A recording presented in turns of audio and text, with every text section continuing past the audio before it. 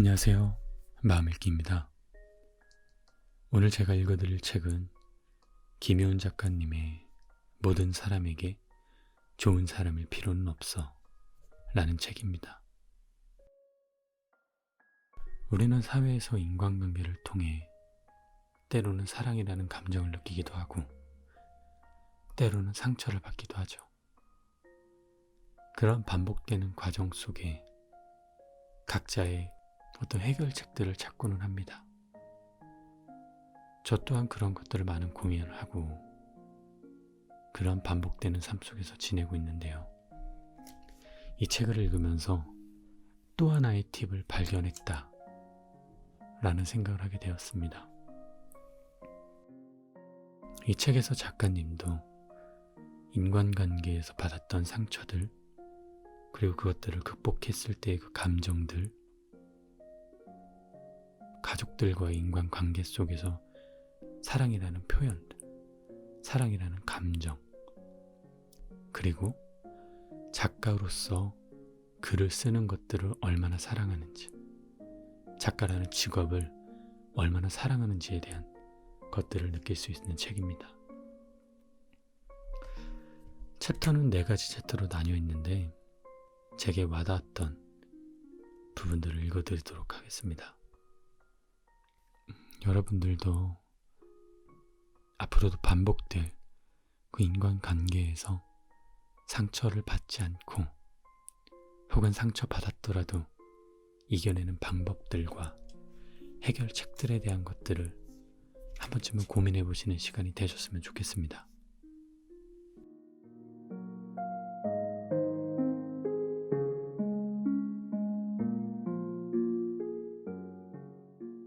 한결같다는 그 의미 자체는 인정하지만 그 한결같음이 존재한다는 것은 믿지 않는 편이다. 한결같다의 사전적 의미는 처음부터 끝까지 변함없이 꼭 같다이다. 늘 같은 모습, 같은 마음, 같은 생각으로 살아낸다는 것이 얼마나 어려운 일인지 잘 알고 있다. 그래서 더더욱 사람에 대한 한결같음은 어렵다고 생각한다. 대표적으로 변치 않는 사물로 비유되는 나무도 그 생김새가 상록수라 하더라도 조금씩은 변화하는 게 자연의 이치다. 그렇게 매일 다른 공기와 온도에서 살아가는 사람이 변하는 것은 당연하다. 나도 많이 변해왔다. 별로 친하지 않았던 친구가 내 험담을 했다는 소식을 듣고 몇 날 밤을 울었던 10대와 달리 지나간 인연에 대해 연연해하지 않게 되었다. 오리투성인 자기 주장을 굽히지 않는 사람에게 무조건 맞춰주기만 하던 사회초년생에서 나의 주장 또한 틀리지 않음을 보여주고 타협하는 법을 알게 된 어엿한 사회인이 되었다. 꼭 좋은 것만으로 변한 것은 아니다. 무슨 일이 있어도 자기 전에 피부 관리를 한다고 패기며 마사지를 했던 내가 겨우 화장을 지우고 세수만 하고 잠드는 밥이 다반사가 되었다. 사소한 행동부터 커다란 생각까지 무수하게 바뀌고 또 내가 바꾸면서 살아간다. 변하지 않을 수는 없다. 습관이 변했을 수도 있고 식성이 바뀌었을 수도 있다. 사람을 바라보는 시선이 변하기도 하고 이성에게 호감을 느끼게 되는 매력 포인트가 달라지기도 한다. 성격이 바뀌기도 하고 외형이 변하기도 한다. 그 변화들 속에서도 꾸준히 노력하고 있는 당신이라는 것을 안다. 많은 외부적 변화들에 적응하기 위해 지난 기억에 방어하기 위해 달라지고 다듬어지고 있다. 아팠던 날이 많아서 애써 웃음 지으며 지내는 것이다. 지난 날의 상처가 또 반복될까 무서워서 강한 척, 괜찮은 척하고 있는 것을 알고 있다. 왜 나는 이렇게 되었을까? 예전에 나는 이랬는데. 이런 생각이 든다면 잠시 숨을 크게 쉬고 그 생각을 털어내었으면 좋겠다. 지난날의 당신이 만들어낸 오늘의 당신은 참 멋있다. 지금의 당신은 누구보다 참 잘 살아내었다. 한결같이 오늘이라는 시간을 위해 누구보다 최선을 다해 살아내는 그 노력에 무게를 안다. 한결같을 수는 없지만 한결같이 노력해온 당신이다. 달라져도 괜찮다. 어떤 모습의 당신이건 그 자체로 소중하게.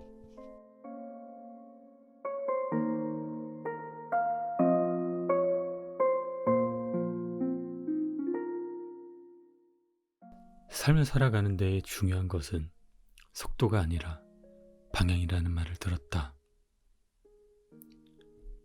얼마나 빠르게 가고 있느냐보다 어느 곳을 향해서 가고 있는지를 살펴야 한다는 의미다. 충분히 맞는 말이지만 삶의 한 가운데에서 부지런히 걸어가다 보면 방향보다 중요한 것이 있다. 그 방향으로 가도 좋다는 자기 자신에 대한 믿음이다. 손에는 지도가 있고 도로 위에 이정표가 있어도 멈칫거리게 된다. 가야 할 목적지도 정했고 그곳을 향해 갈 방향을 잡았는데도 발걸음이 무겁게 다가오기 일쑤이다. 가고 싶었던 길이 분명히 있었어도 갑자기 길을 잃은 것 같은 기분이 찾아온다. 내가 가려고 했던 곳은 어디인지, 왜 나는 그곳으로 가려고 했었는지 모든 것이 혼란스러워져서 다 놔버리고 싶은 순간이 오기도 한다. 그럴 때면 무심하게 쏟아지는 나쁜 생각들에 흠씬 두들겨 맞게 된다. 나는 왜 이 모양일까? 내가 하겠다고 한 일인데 잘못되면 어쩌지? 남들이 보면 뭐라고 생각할까? 나는 왜 잘하는 게 하나도 없을까? 대체 나는 왜 이렇게 일이 안 풀리지? 부정적인 감정들은 기하급수적으로 늘어나는 법이다. 나쁜 생각들이 하는 일이라고는 자존감을 바닥으로 떨어지게 만드는 것이 전부다. 내가 모자라서도 아니고 바보 같은 것도 아니고 마음이 약해서도 아니다. 누구에게나 시련은 오는 법이다. 갑자기 찾아온 것일 수도 있고 예견된 것일 수도 있다. 무슨 형태의 시련이더라도 그것이 다 나의 잘못 때문이라고 끊임없이 자책할 필요는 없다. 맑은 날만 계속되지 않고 어떤 날에는 궂은 날씨가 찾아온다. 굵은 빗줄기가 끊임없이 내리기도 하고 천둥 번개까지 치면서 곧 무너질 것처럼 소란스러운 날이 오기도 한다. 좋은 날이 있으면 나쁜 날이 있는 것이다. 잠깐 다가온 얄궂은 힘듦에 절망으로 주저앉지 않아도 된다. 메마른 땅에는 꽃이 피어나지 않는다. 꽃은 비 가운데에 피어나는 법이다. 거칠게 불어오는 바람이 있어야 크고 강한 파도가 일어 앞으로 나아가게 되는 것이다. 지금까지 잘 해왔다는 믿음을 버리면 안 된다. 내가 잘 해낼 것이라는 확신을 놓쳐서도 안 된다. 일렁이는 물결처럼 잠시 흔들리는 것은 괜찮아도 깊은 물 속으로 믿음을 놓아버려서는 안 된다. 충분히 잘 해왔으니 순간의 어려움에 멈추지 않아도 된다. 내가 가려고 했던 방향을 믿으며 나아갈 차례이다.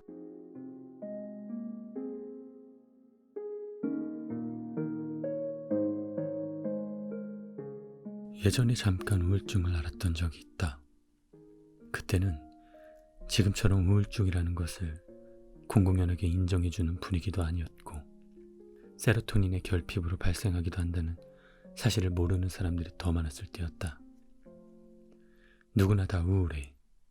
어떻게 좋기만 하겠어. 잠깐 우울한 걸로 유난 떨지 마. 같은 말이 들렸던 때라 마음이 아파서 힘이 든다고 딱히 누구에게 터놓고 말하지 못했다. 마음의 감기라고 표현하기도 하는데 나는 그 말에 공감하지 못한다. 우울하다는 감정은 감기처럼 며칠 앓고 나면 뚝 떨어지는 그런 게 아니기 때문이다. 감기처럼 누구나 걸릴 수는 있지만 가볍게 앓고 끝나는 쉬운 문제는 아니었다. 대부분의 우울증으로 힘들어하는 사람들이 그렇듯 나도 수면장애가 찾아왔었다. 하루 중에서 잠자는 시간을 제일 좋아했던 내가 1시간도 채 안 되게 눈만 감고 있다가 일상을 보내야 했다. 단순한 불면증을 넘어서 병원에서 나에게 말해준 병명은 하지불안 증후군이었다. 자려고 눕는 순간부터 해가 뜰 때까지 다리에 수만 마리의 벌레가 기어다니는 것 같은 감촉이 그대로 느껴져서 잠에 들 수 없는 질환이었다.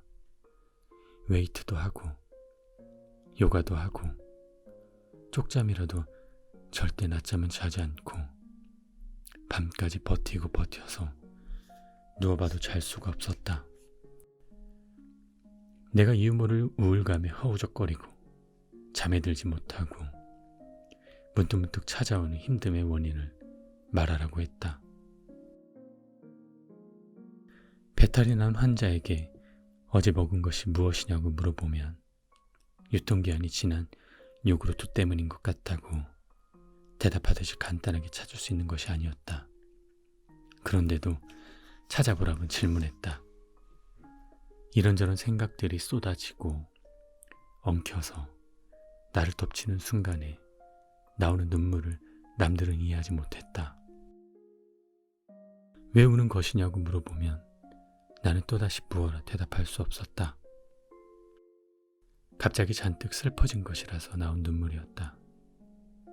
타인은 왜 이렇게 눈물이 많은 것이냐고, 더 힘든 일은 어떻게 겪어낼 것이냐고 한심하다는 듯 나에게 상처될 말을 쉽게 내뱉었다.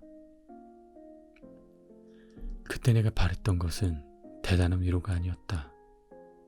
얼마나 힘이 들었냐며 나를 토닥여준다거나 꽉 끌어안아 주거나 응원해주는 것도 아니었다. 미래의 어느 날 나는 이전의 나처럼 다시 마음이 건강해져 있을 테니 잠시 나를 지켜봐 주기만을 바랬던 것이다. 단지 그것뿐인데 그마저도 누구에게 바랄 수는 없었다. 아픈 곳이 눈에 보이는 곳이 아니기 때문에 오히려 비난의 말을 들어야 했다. 마음이 약하다, 정신력이 약하다는 말에 대꾸하기 싶은 말도 많아도 그저 입을 닫았다. 위가 안 좋듯 체력이 약하듯 잠시 마음이라는 것이 안 좋아진 것이다.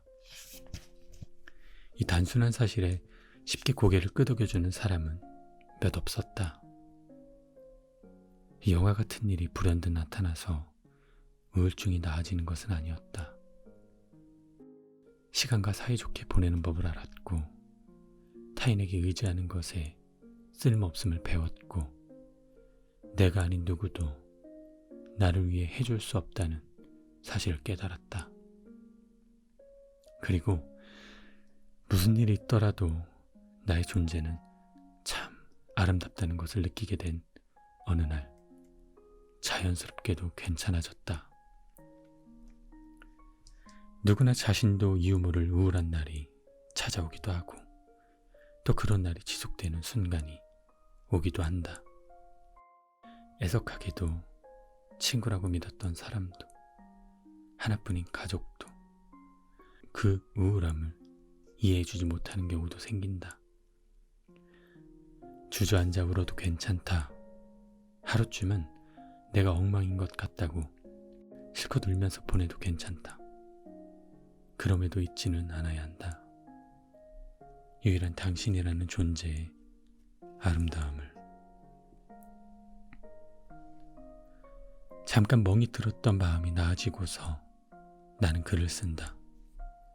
작은 크기든 커다란 크기든 마음 어딘가에 생긴 멍으로 혼자서 앓고 있을 당신에게 위로가 되었으면 좋다. 괜찮지 못한 날에도 괜찮은 척 억지로 웃어야 하는 당신에게 말해주고 싶다. 언젠가 괜찮아질 당신의 그날을 믿고 있다. 그러니 너무 오래 멈추어 있지는 말았으면 좋겠다. 마음의 모양이 생기 하나 없는 잿빛의 텁텁함이라도 다시 말랑거려질 포근한 그날이 올 거라 응원하고 있겠다.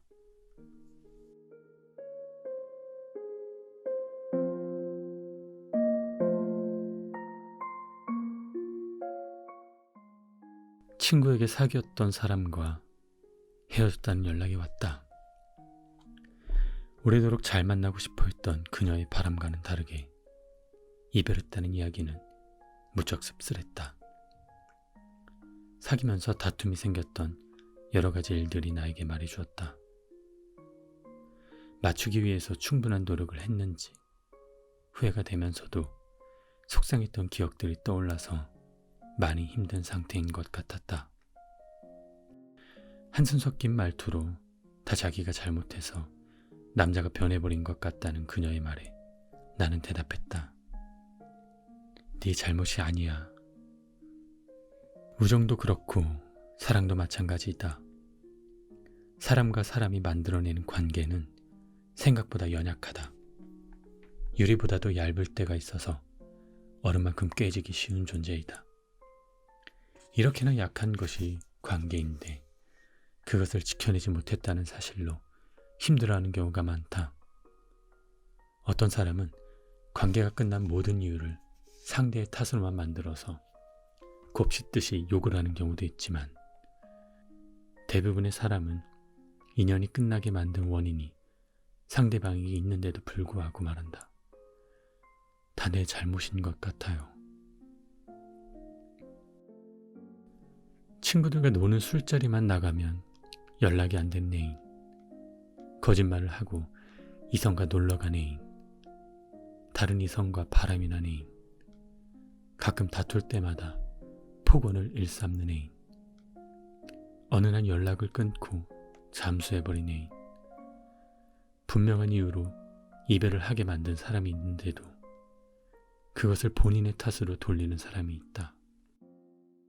내가 더 잘해줬더라면, 그때 서운하게 하지 않았더라면, 그 말을 꺼내지 않았더라면 수없이 많은 가정을 만들어내고 상상하면서 자신의 잘못으로 만들곤 한다. 더 잘해줬었고 서운하게 하지 않았어도 유감스럽지만 인연의 끝은 다가왔을 것이다. 잘해주고 잘해주지 못하고의 문제가 아니라 상대의 잘못을 객관적으로 바라볼 필요가 있다. 어떤 이유로도 해명할 수 없는 이별의 원인 앞에서 미련하게 자신을 작게 만들 필요가 없다. 애인이 있는데 다른 이성과 바람이 난 사람을 이해하기 위한 쓸모없는 노력은 하지 않아도 된다. 연인 사이에 지켜야 하는 간단한 연락, 문제조차 귀찮다고 미뤘던 사람을 좋은 사람이라 포장할 것도 없다.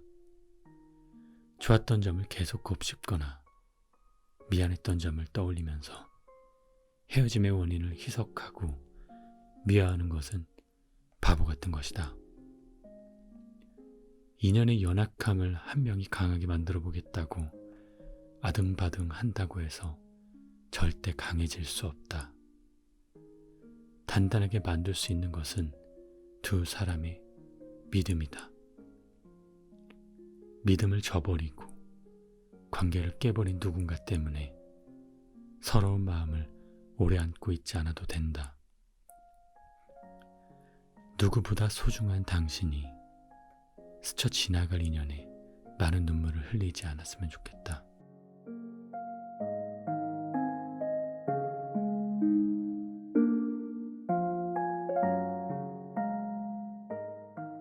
여러 사람과 지내다 보면 현명하게 거절하면서 지내는 것이 꼭 필요한 일이라는 것을 알게 된다.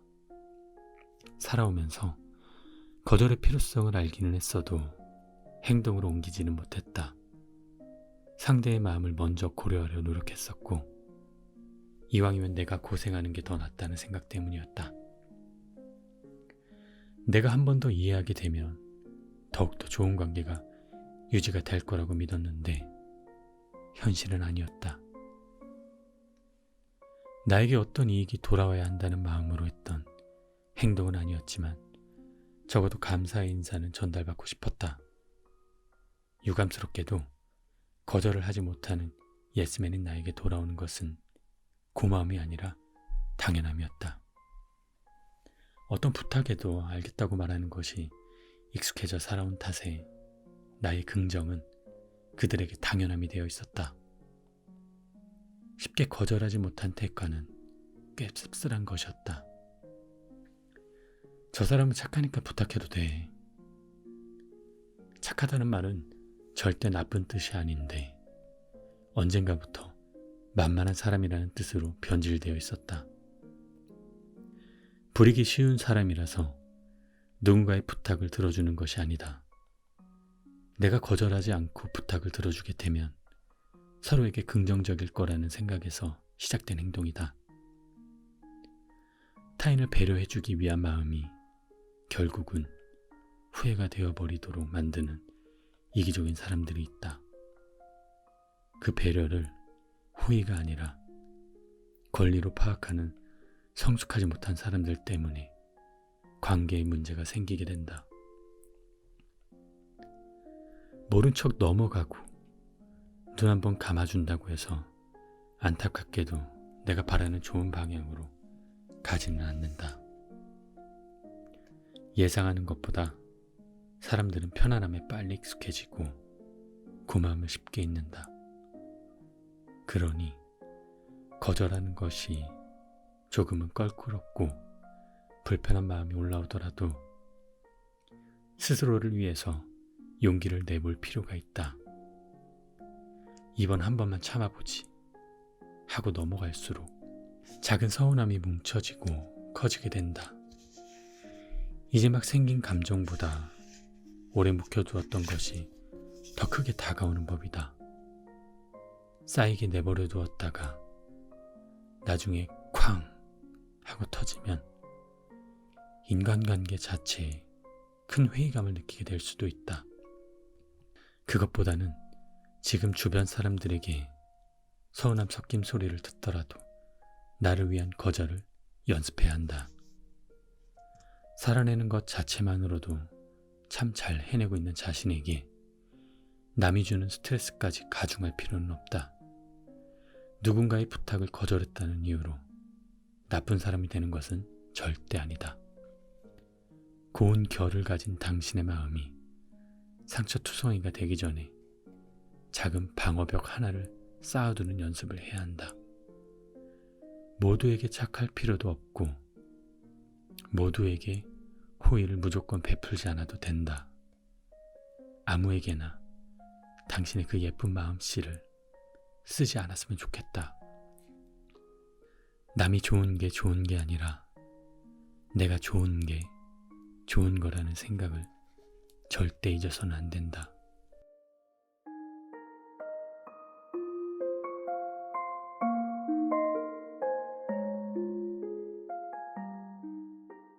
커피를 좋아해서 커피를 줄였다. 위가 안 좋아진 탓에 전처럼 하루에 서너 잔씩 마실 수 없게 되었다. 좋아하는 커피를 오래 마시고 싶어서 가끔 그리고 조금만 마시면서 지낸다.